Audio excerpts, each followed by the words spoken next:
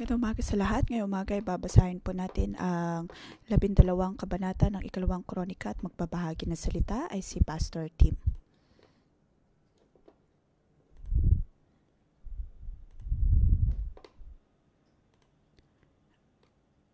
Mababasa natin ang paghahari ni Rehoboam.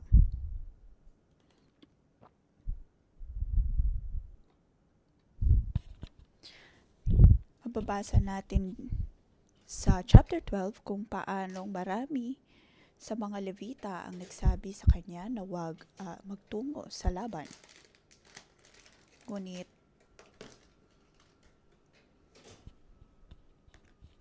at hindi naman din nagmalabis si Rehoboam sa kanyang mga gawi.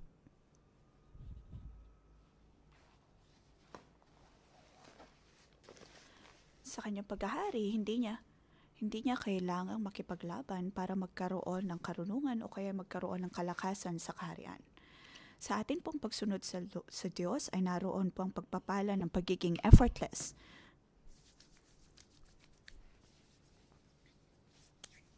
Darating na lamang ang pagpapala dahil iyon ay biyaya ng Diyos.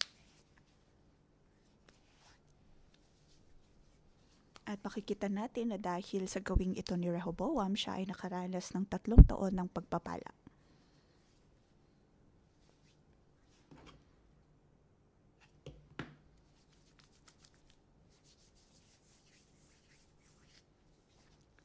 Verse 1, nang maging matatag na paghahari ni Rehoboam,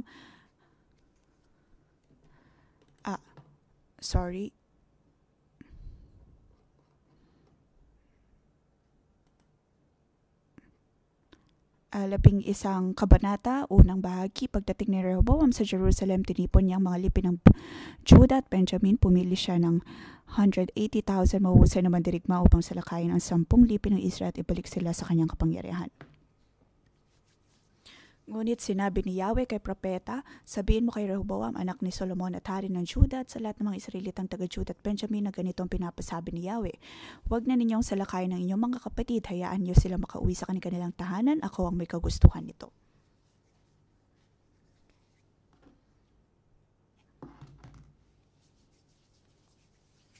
Makikita natin na si Rehoboam ay lumago bilang tao, naging mature, dahil kahapon sa chapter 10, pinili niyang makinig sa kanyang mga kababata at ito ay nagdulot ng maling epekto. At iyon ang hindi tinig ng Diyos. Ngunit ngayon, sa chapter 11, makikita po natin na naging handa si Rehoboam na makinig.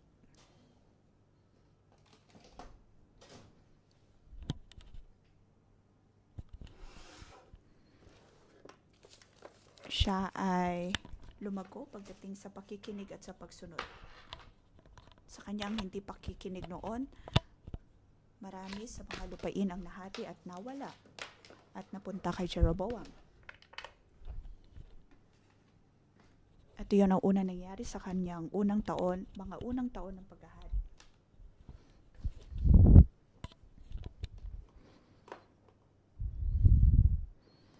Maring sa mga panahon natin ngayon, masasabi po natin na ito'y political overturn dahil sa mga pagkakamali.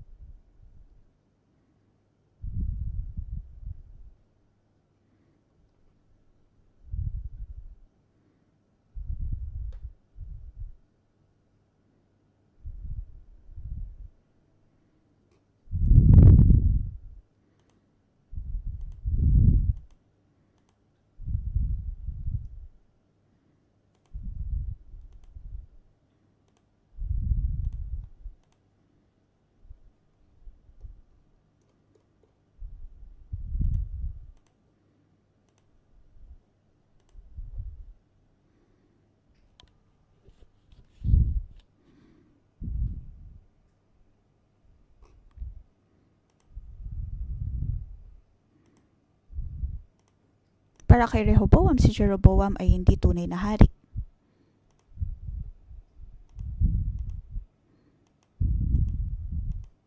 Dahil para sa kanya, siya ay mga agaw ng kaharian.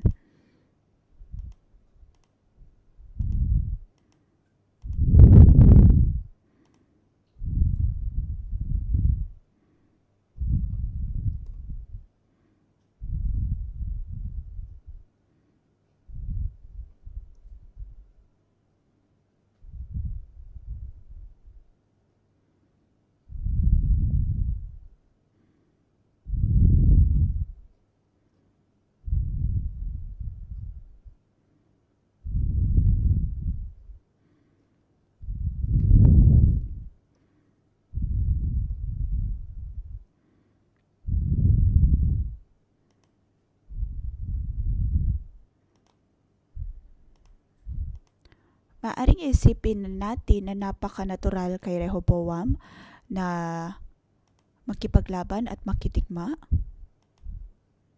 laban kay Jeroboam.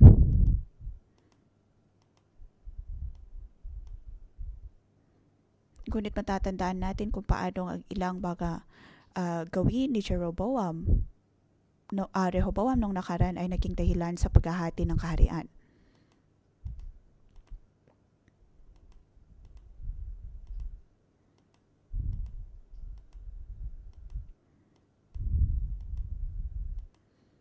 Ngunit ang kalooban ng Diyos ay ang magkaroon ng kapayapaan.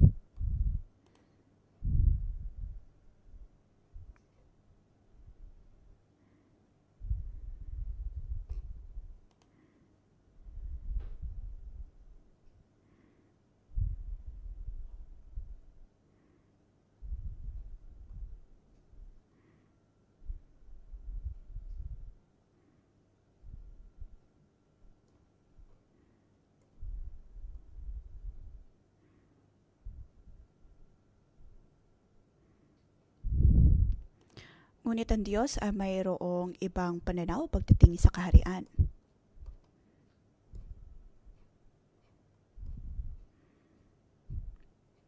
Hindi siya nagmamadali na pag-isahin ang kaharian ng Israel dahil ito ang kalooban ng Diyos.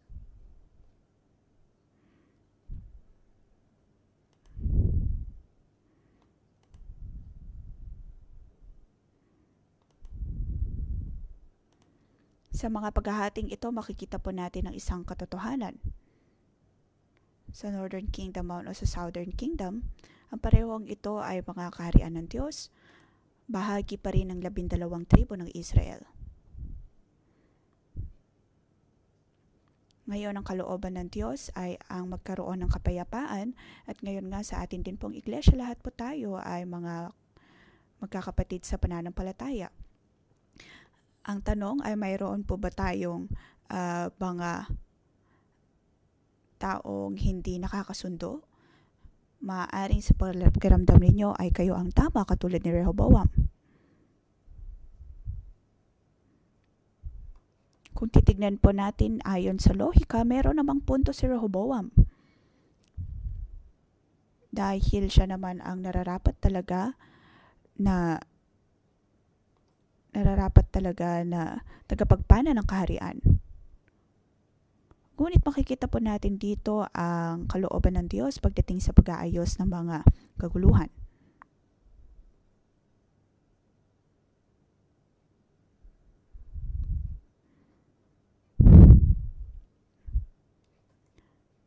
Sa mga ganitong pagkakataon, dapat po nating tanungin ang ating mga sarili kung ang tinig po ba na ating tinitignan, pinapakinggan ay ang tinig ng Diyos o ang tinig ng mundo o ng kaaway.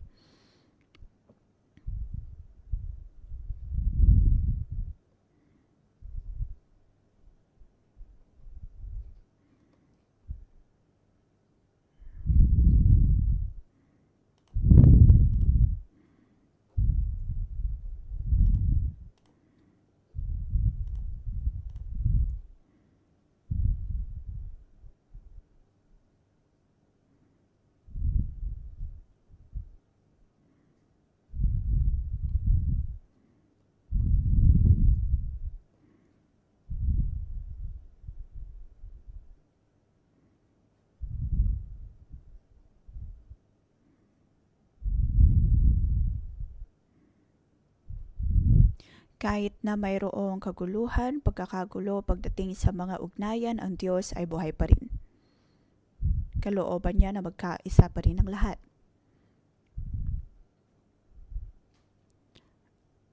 Atin po bang sinasiyasat ang ating mga puso sa tuwing nakakaharap din po tayo ng kaguluhan sa atin pong pakikipag-ugnayan? May mga pagkakataon na tuwing nakakaharap tayo ng gusot, hindi naman kailangang maresobahan ito agad-agad. Bagkus ay dapat po nating hanapin ang kalooban ng Diyos, ang dunong na nagmumula sa Diyos.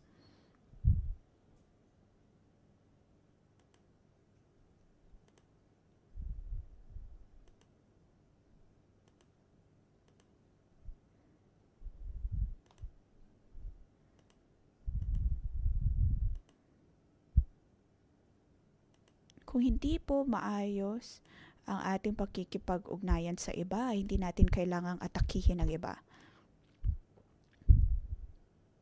Halimbawa, ako ay hindi maayos ang aking relasyon kay Joey. Hindi ko kailangan sabihin sa lahat na, si Joey, ganito ang kanyang ginagawa, napakasama niya. Pagkatapos ay ipapakalat ang mga bagay na ito.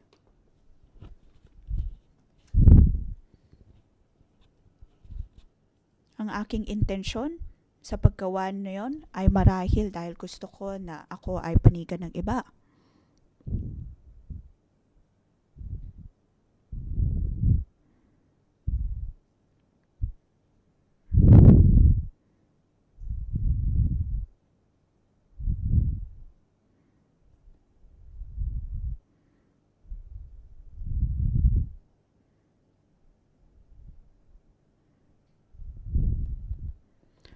Ngunit kung sila ay handa na sumunod sa Diyos at hindi umatake ng iba, makikita natin na pinalakas siya lalo ng Diyos.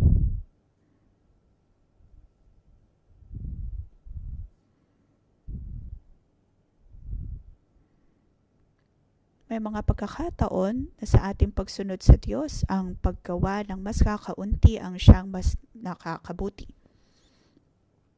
Ngayon, tanungin natin ang ating sarili, ano ang dapat nating iwasan na gawin sa ating pagsunod? Magkakaroon ng pagpapala. Kung pipiliin natin ang ating kagustuhan, higit pang magkakaroon ng problema.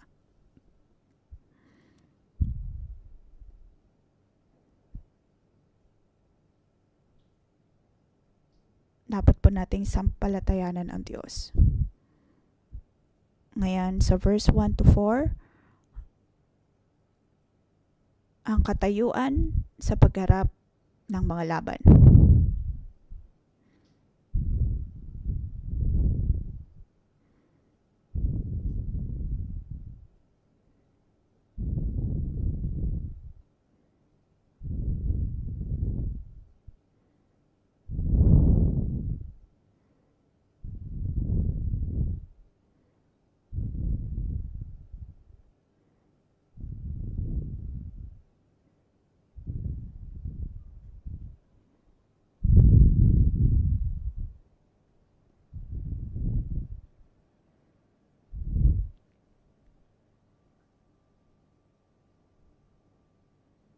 Verse 5, sa Jerusalem tumira si Rehoboam at pinalagyan niya ng mga pader mga lungsod na ito sa Judah at Benjamin.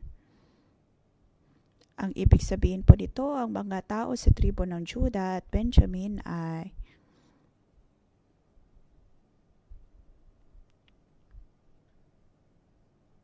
mahalaga.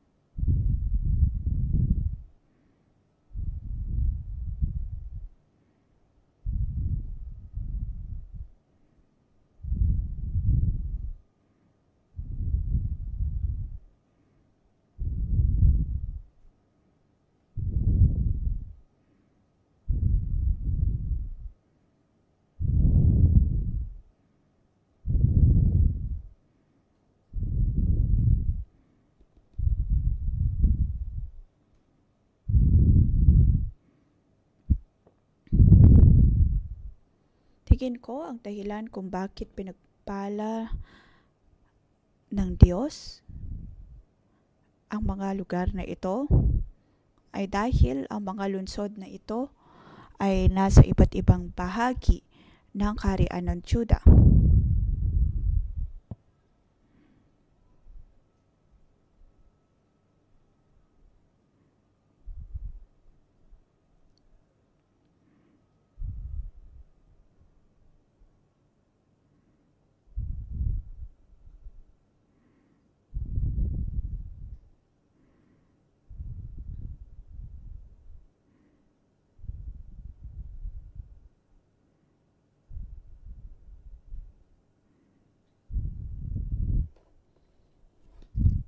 Ang lahat ng ito ay ginawa niya dahil sa banal na takot na mayroon siya sa Diyos. Kaya naman, ang tribo ng Juda at Benjamin ay kanya. Makikita po natin dito ang isang bagong pananaw. Hindi lamang dapat ang ating puso ang siyang susunod sa Diyos, bagkus ay dapat po tayong sumunod ng may pagkilos.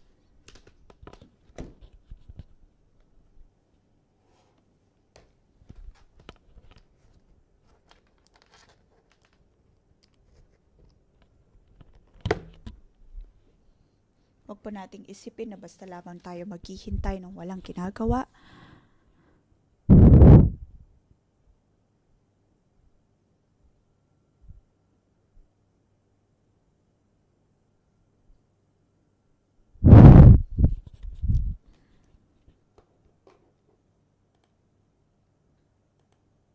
Ang puso ni Rehoboam ay nasa Diyos.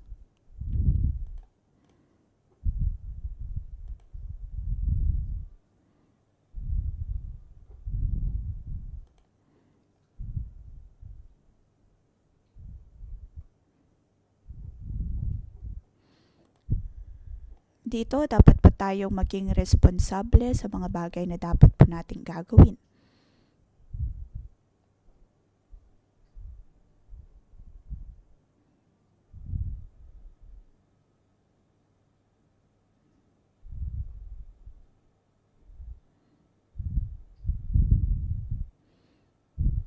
Verse 13 hanggang 17.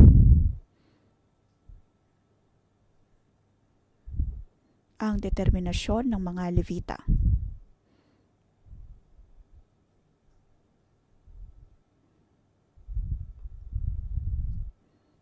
Ito po ang ikatatlong pagpapala sa paghahari ni Rehoboam.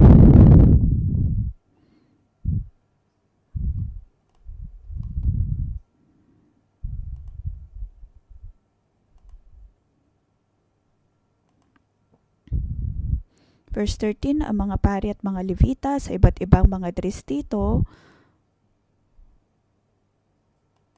ay nagsama-sama. Verse 14, iniwan nila ang kanilang mga pastulan at mga ari-arian upang manirahan sa Juda at sa Jerusalem sapagkat inalis sila ni Jeroboam at ng mga anak nito bilang mga pari ni Yahweh.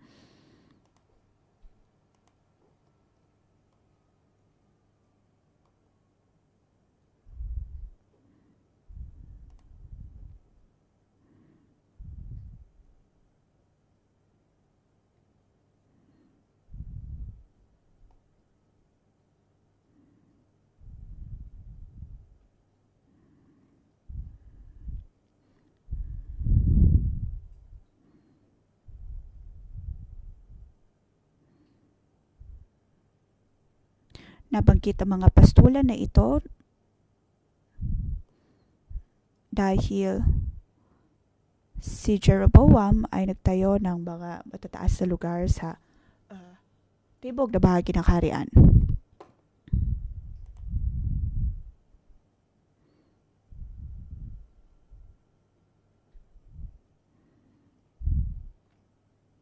Ngunit si Jeroboam ay nagtayo ng pekeng lugar pagdating sa paghahandog. Pagkatapos ay kanyang sinabi sa mga tao, hindi ninyo kailang pumunta sa Jerusalem, maaari na lamang kayong maghandog sa lugar na ito.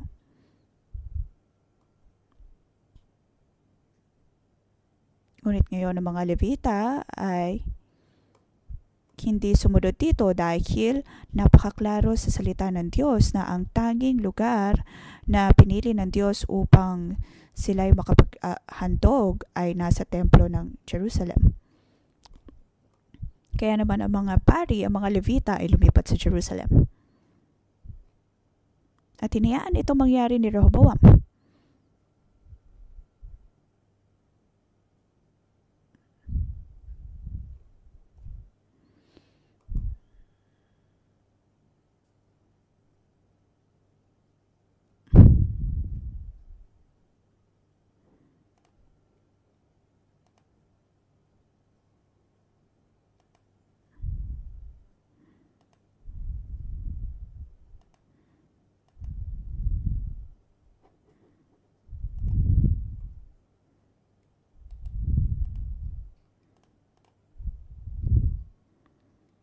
Makikita natin na sa pagyakap ni Rehoboam ng katotohanan ito, kahit na napakahirap, ay handa pa rin siya na gawin ang kalooban ng Diyos.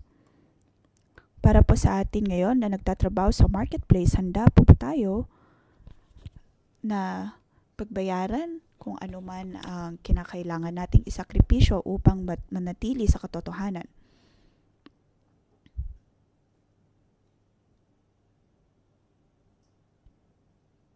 Maaring iniisip po natin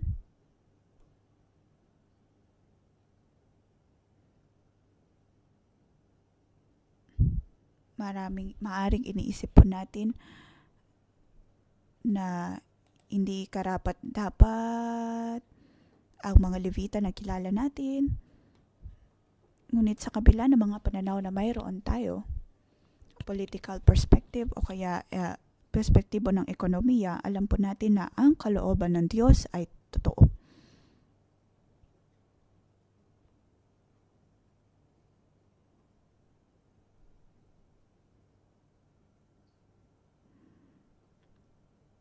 So verse 17, dahil dito pinatatag nila ang kaharian ng Juda at pinatibay ang kapangyarihan ni Rehoboam na anak ni Solomon sa loob ng 3 taon, sapagkat sumusunod sila sa magandang halimbawa ni David at ni Solomon.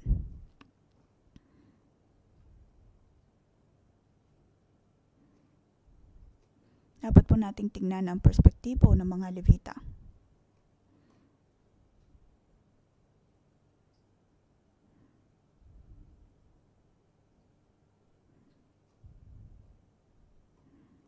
Nakikita po natin na bilang mga Levita, dapat po nating isakripisyo o kaya isuko kung ano man ang mayroon tayo at magdesisyon ayon sa kalooban ng Diyos. Makikita natin ang mga Levita dito sa kabanatang ito na sila ay nanindigan sa kalooban ng Diyos kahit pa ayon sa pananaw ng mundo, ayon sa pananaw ng ekonomiya at ng pinansyal na problema ay napakahirap nito.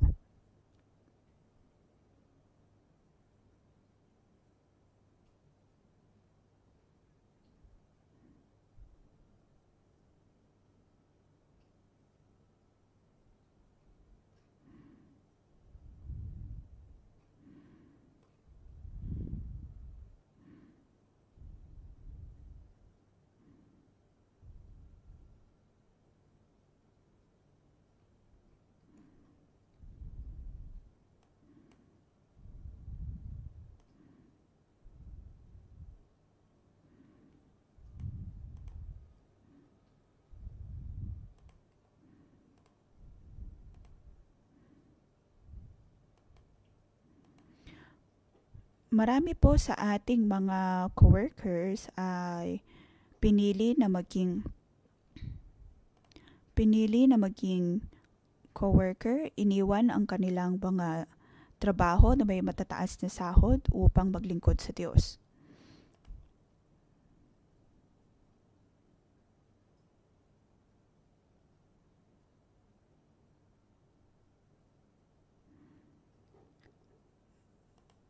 Maaring may mga pagkakataon na tinatanong natin ang ating sarili, bakit pa rin tayo sumusunod sa Diyos? O kaya bakit nananatili pa rin tayo sa 611?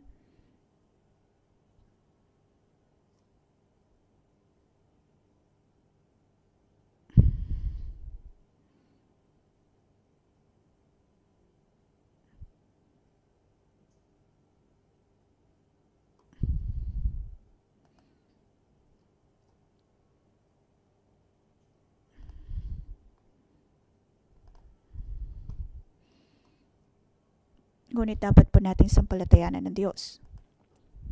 Katulad ng mga Levita, lahat ay parte ng kalooban ng Diyos.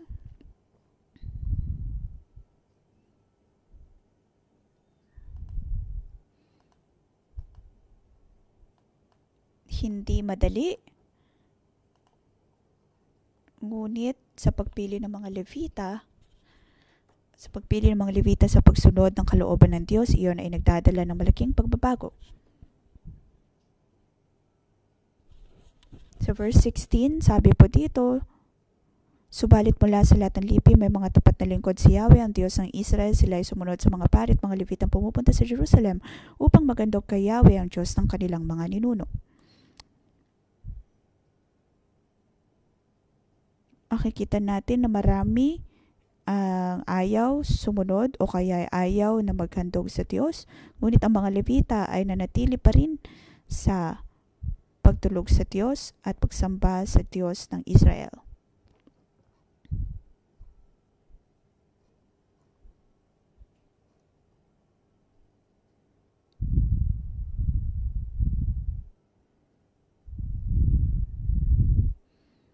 Ang iba pang mga Israelita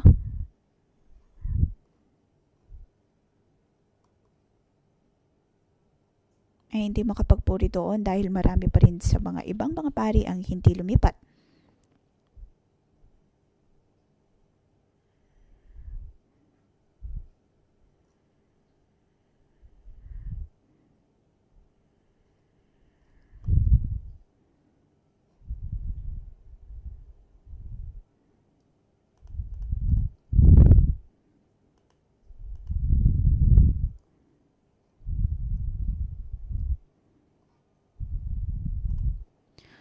Tayo po ay malaking bahagi upang makapagpuri din o kaya ay makilala din ng iba ang Diyos.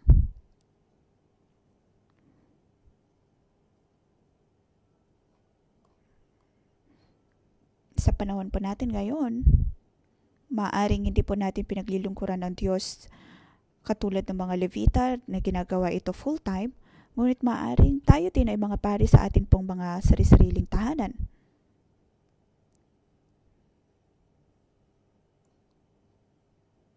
May mga tao sa iyong komunidad, sa iyong pamilya na naghihintay upang dalhin mo sila sa paanan ng Diyos. Ngunit dapat po nating tanungin ang ating sarili kung handa din po ba tayong isuko ang bawat nating isuko ang ating pagkakakilanlan, ang bawat nating pinanghahawakan upang makapaglingkod sa Diyos.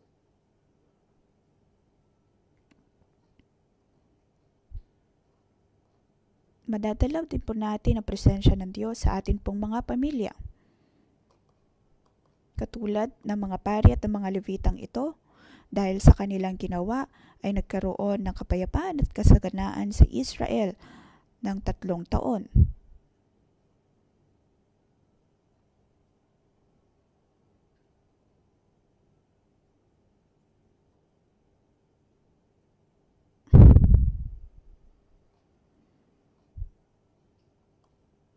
Kaya naman dapat po natin siyasatin ang ating mga puso kung tayo nga po ba ay mga taong tunay na sumusunod sa Diyos. Sunod, verse 18 hanggang 23. Tungkol po ito sa pamilya ni Rehoboam.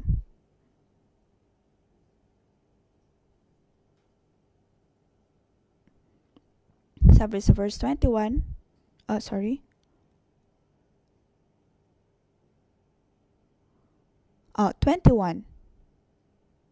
18 ang naging asawa ni Rehoboam at 6 na po ang kanyang asawang lingkod.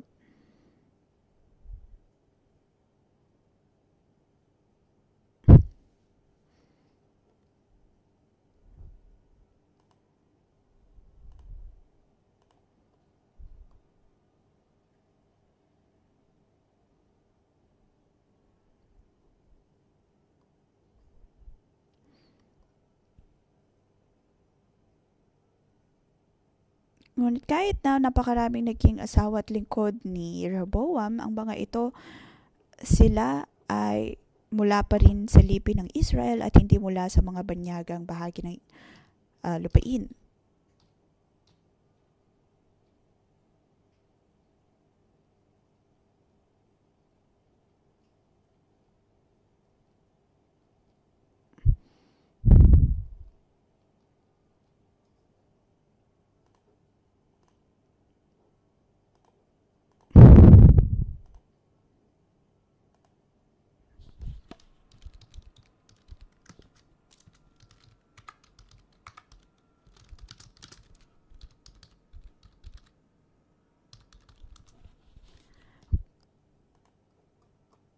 Kung sa ikasampung kabanata ay nabasa po natin na hindi ang mga maling desisyon na ginawa ni Rehoboam, ngunit pagdating sa chapter 11 ay makikita naman natin ang magagandang ginawa niya sa kanyang paghahari.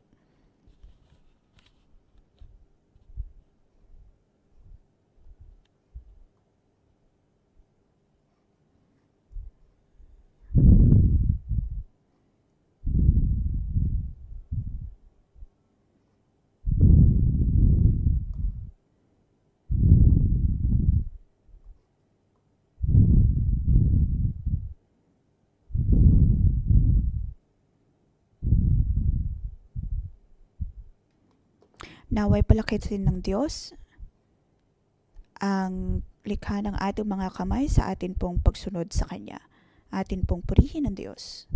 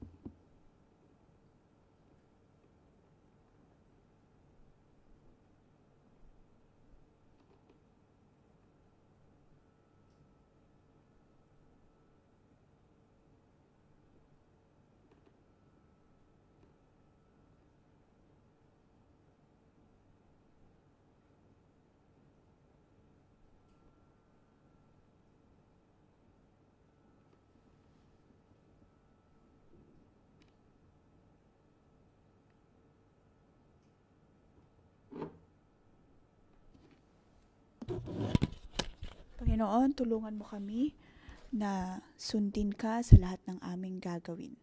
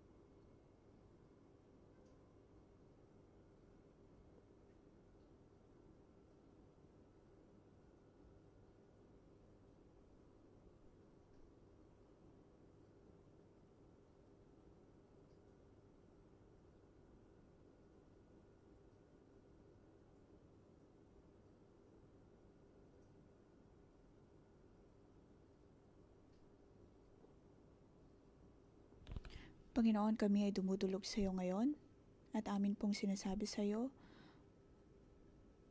na handa kaming matuto kay Jeroboam at nais naming isuko ang bawat naming kalooban para masunod ang kalooban mo. Handa kami, O Diyos, na sundin ka. Isuko ang bawat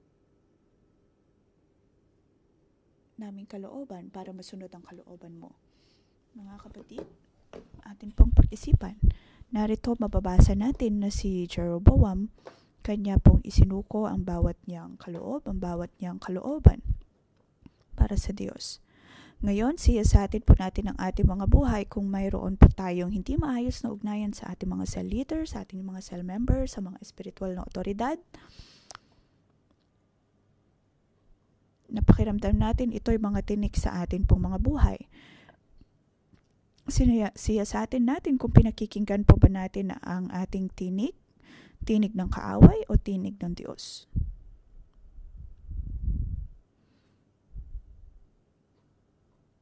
Tilingin natin sa Diyos na siya'y magpakita at magliwanag sa atin.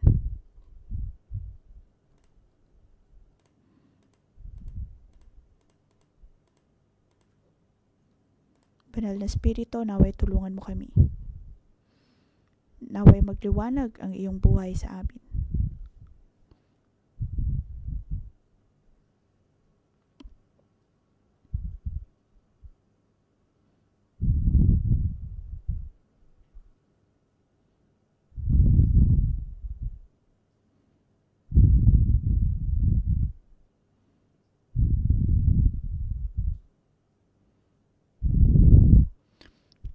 Naway masiyasat po natin at makilala ang ating sarili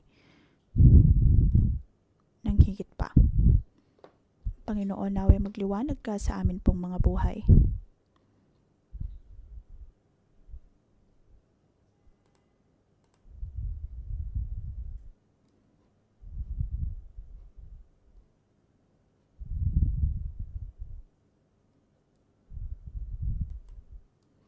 Sa aking pananalangin, nakikita ko ang dalawang panig na nagtuturoan at pinapagalitan ng bawat isa.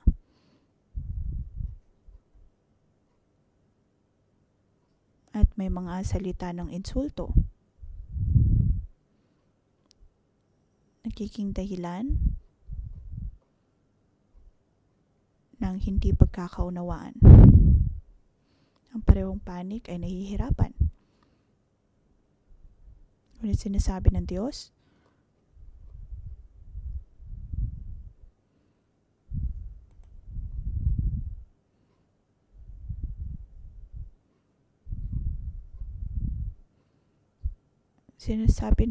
na atin pong ipagkaloob ang lahat sa Diyos.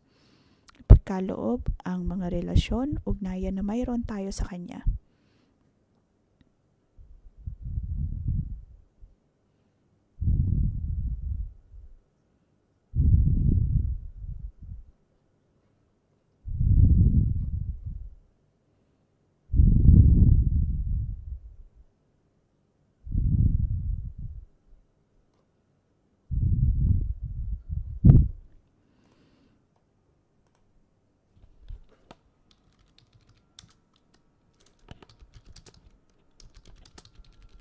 Kung tayo po'y nahihirapan sa ating mga ugnayan,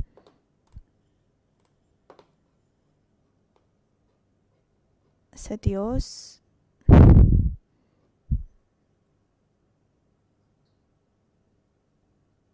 maging handa po tayo na ipagkaloob ang lahat sa Diyos.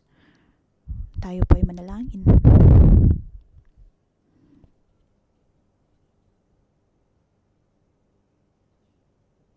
Sabihin natin sa Diyos na tayo ay nagtitiwala sa Kanya at ating isinusuko ang bawat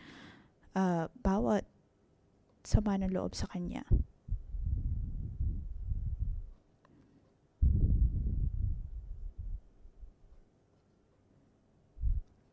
Panginoon, amin pong isinusuko sa iyo ang bawat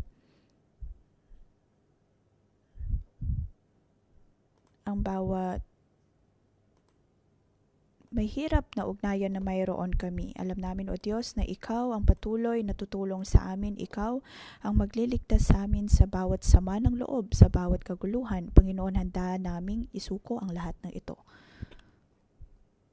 Panginoon, tulungan mo kami.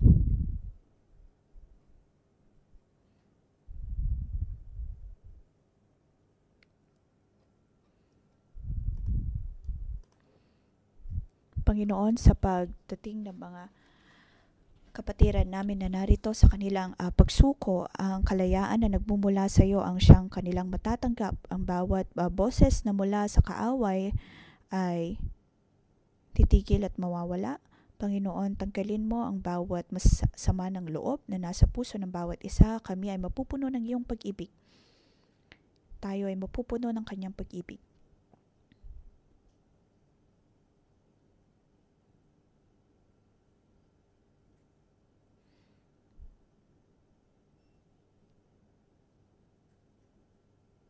Atin pong harapin ang mga ugnayan ng ito ng may pananampalataya. Sabi sa verse 16, subalit mula sa lahat ng lipi may mga tapat na lingkod si Yahweh, ang Diyos ng Israel. Sila ay sumunod sa mga pari at mga Levitang pumupunta sa Jerusalem upang magandog kay Yahweh, ang Diyos ng kanilang mga ninuno. Mga kapatid, ngayon, hindi lamang po natin pinipili na ipagkatiwala sa Diyos ang lahat, bagkus ay pinipili din po natin na sumunod sa Kanya. Ngayon, atin pong ipanalangin ang bawat Levita na naglilingkod sa Diyos. Hindi lamang po sa 611, kundi sa lahat ng mga iglesia o lahat ng mga taong naglilingkod sa Kanya. Atin pong ipanalangin ang ating mga branch churches sa Hong Kong man, sa Taiwan, sa Macau. Ngayon, atin pong imbitahan ang atin pong mga co-workers na magtungo sa entablado, lahat ng mga cell leader, mga MG leader, tayo po ay manalangin. Ipanalangin ang ating mga buhay. Makikita at mababasa po natin ang nasa salita ng Diyos.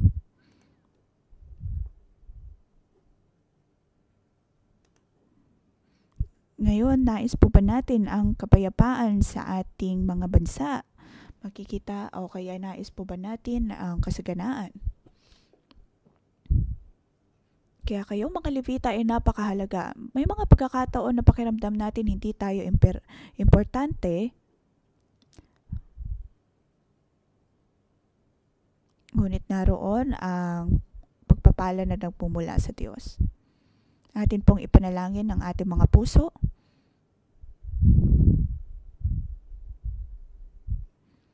Mga kapatid, tayo po ay tumayo.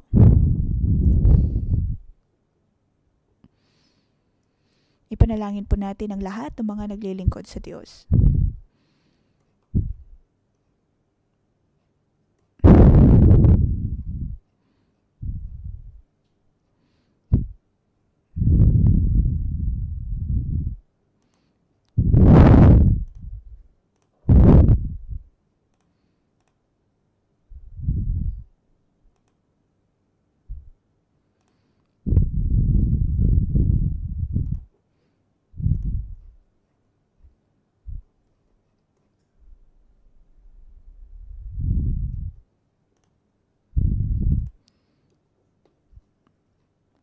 Panginoon, amin pong pinapanalangin ang lahat ng iyong mga lingkod sa iglesyang ito at sa ating pong mga branch church.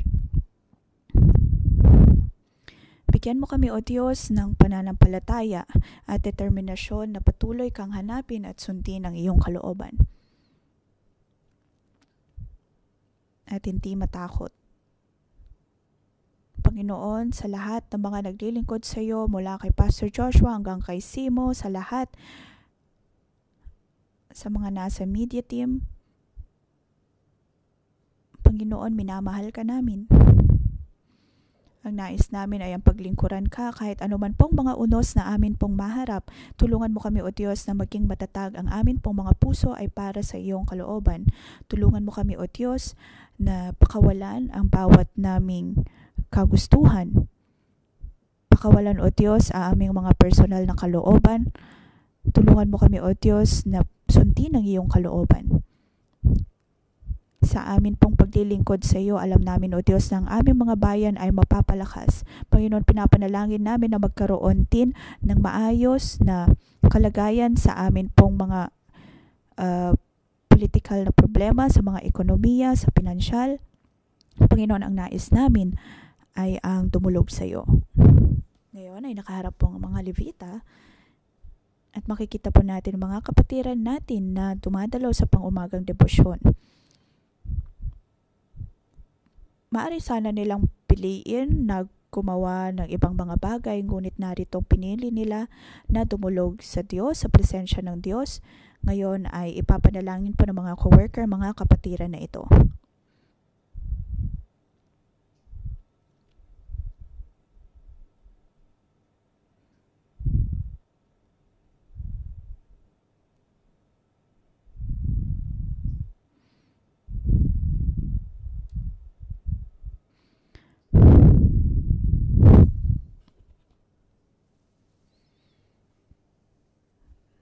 Atin pong tanggapin ang pagpapala mula sa mga coworker.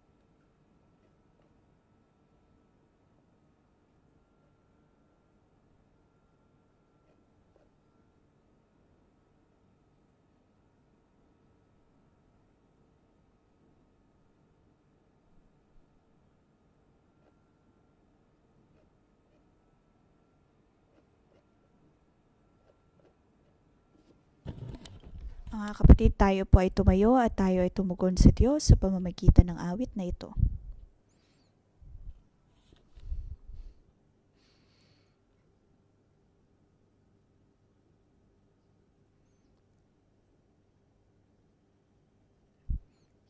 Atin pong ipaklama sa Diyos.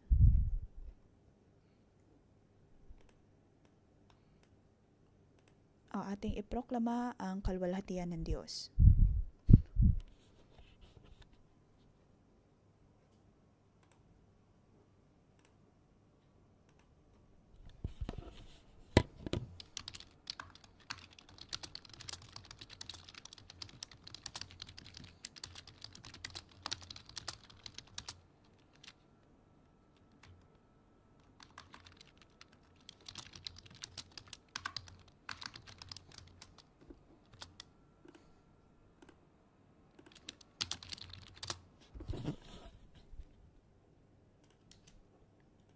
Mga kapatid, atin pong itaas ang ating mga kamay. Sa ngalan ng Panginoong Yesus, kayo ay aking pinagpapala. Sa inyong mga buhay, kahit na napakaraming mga tao ang nakagawa ng mali sa inyo o kaya nagpanta sa inyo ng mali, pinahiya kayo, ngunit naway manatili kayong maging malakas dahil pinili ninyo na hanapin ang Diyos. Sa ngalan ng Panginoong Yesus, kayo ay aking pinagpapala kung kayo man ay nakagawa ng mali sa iba. At sa inyong mga puso ay nakakaramdam kayo ng sama ng loob o o kaya ay sinisisi ninyo ang inyong sarili at ramdam pa rin ninyo ang guilt na ito, naway magkaroon kayo ng kalakasan na makipagkasundo. Sa ngalan ng Panginoong Yesus, naway ang inyong puso ay maging mabuti o kaya ay maging tuwid ayon sa kalooban ng Diyos. At saan man kayo magpunta, dama ng lahat ang inyong pag-ibig, ang inyong kabutihan. Sa ngalan ng Panginoong Yesus, sa lahat, bawat araw ng inyong buhay, inyong hahanapin ng Diyos at iyon siyang susundin. Naway mahalin ninyo ang Diyos hanggang sa kanyang muling pagbabalik. Sa ngalan ng Panginoong Hesus, kayo ay aking pinagpapala.